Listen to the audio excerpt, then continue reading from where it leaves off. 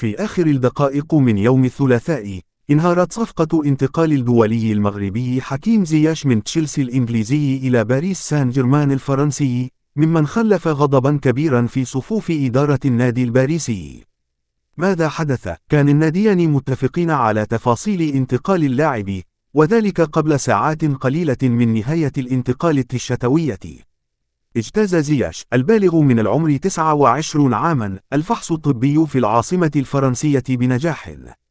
تعثر انتقال اللاعب المغربي إلى باريس سان جيرمان على سبيل الإعارة لعدم المصادقة على الوثائق الإدارية في الوقت المناسب من مساء الثلاثاء. وكانت رابطة محترفي كرة القدم في فرنسا أعطت الأندية حتى منتصف ليل الثلاثاء لتسجيل الانتقال في البرنامج المخصص للانتقال الدولية فيفا TMS. صباح اليوم الأربعاء قدم سان جيرمان طلبا لرابطة محترفي كرة القدم في فرنسا لمحاولة المصادقة على العقد.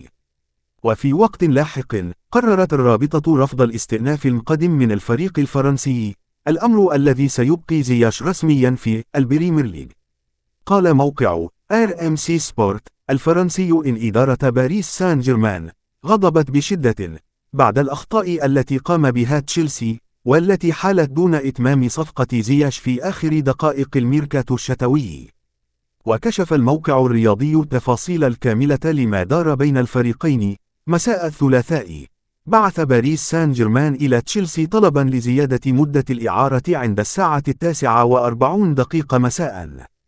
مرت أكثر من ساعة ولم يتلقى مسؤول الفريق الباريسي أي رد. حاول مسؤول سان جيرمان الاتصال هاتفيا بنظرائهم في تشيلسي في حدود 10:46 مساء و10:48 و10:49 و10:50 لإكمال إجراءات التوقيع. على 10:55 مساء أرسلت تشيلسي وثيقة غير موقعة إلى باريس.